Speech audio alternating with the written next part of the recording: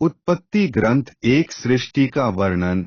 आदि में परमेश्वर ने आकाश और पृथ्वी की सृष्टि की। पृथ्वी बेडौल और सुनसान पड़ी थी और गहरे जल के ऊपर अंधियारा था तथा परमेश्वर का आत्मा जल के ऊपर मंडराता था।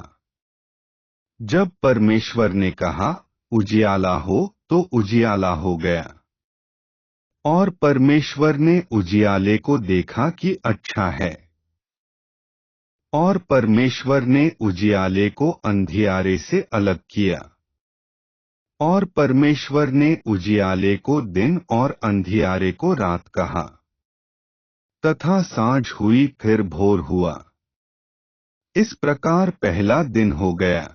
फिर परमेश्वर ने कहा जल के बीच एक ऐसा अंतर हो कि जल दो भाग हो जाए।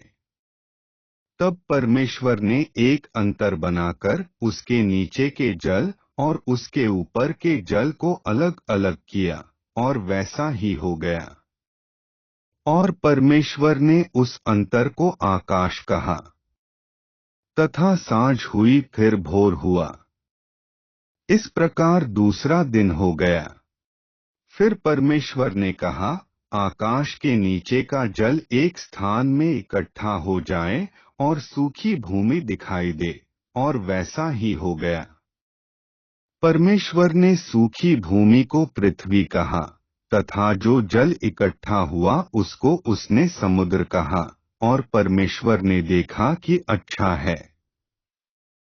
फिर परमेश्वर ने कहा पृथ्वी से हरी घास तथा बीज वाले छोटे छोटे पेड़ और फलदायी वृक्ष भी जिनके बीज उन्हीं में एक एक की जाति के पृथ्वी पर उगें, और वैसा ही हो गया।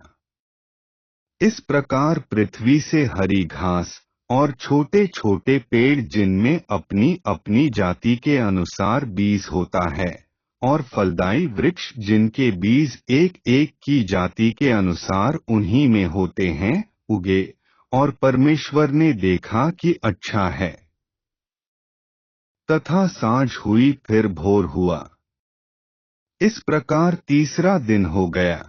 फिर परमेश्वर ने कहा दिन को रात से अलग करने के लिए आकाश के अंतर में ज्योतियां हों, और वे चिन्हों और नियत समयों और दिनों और वर्षों के कारण हों, और वे ज्योतियां आकाश के अंतर में पृथ्वी पर प्रकाश देने वाली भी ठहरें, और वैसा ही हो गया।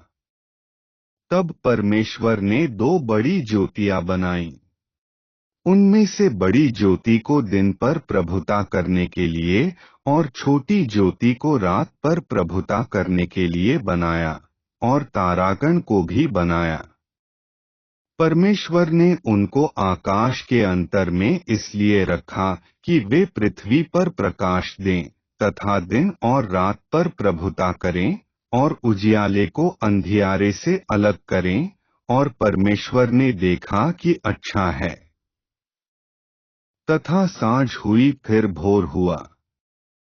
इस प्रकार चौथा दिन हो गया। फिर परमेश्वर ने कहा जल जीवित प्राणियों से बहुत ही भर जाए, और पक्षी पृथ्वी के ऊपर आकाश के अंतर में उड़े। इसलिए परमेश्वर ने जाति जाति के बड़े बड़े जल जंतुओं की और उन सब जीवित प्राणियों की भी सृष्टि की जो चलते फिरते हैं, जिनसे जल बहुत ही भर गया। और एक एक जाति के उड़ने वाले पक्षियों की भी सृष्टि की, और परमेश्वर ने देखा कि अच्छा है। और परमेश्वर ने यह कह के उनको आशीष दी, फूलो फलो और समुद्र के जल में भर जाओ, और पक्षी पृथ्वी पर बढ़े। तथा सांझ हुई फिर भोर हुआ।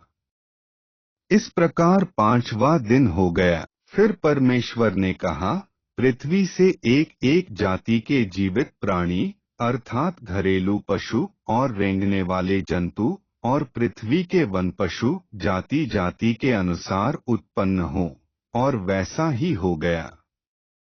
इस प्रकार परमेश्वर ने पृथ्वी के जाति जाति के वन पशुओं को और जाति जाति के घरेलू पशुओं को और जाति जाति के भूमि पर सब रेंगने वाले जंतुओं को बनाया, और परमेश्वर ने देखा कि अच्छा है।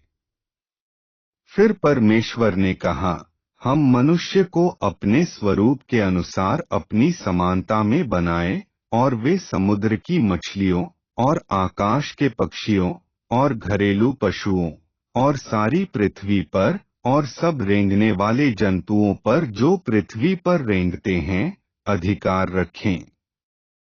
तब परमेश्वर ने मनुष्य को अपने स्वरूप के अनुसार उत्पन्न किया। अपने ही स्वरूप के अनुसार परमेश्वर ने उसको उत्पन्न किया, नर और नारी करके उसने मनुष्यों की सृष्टि की।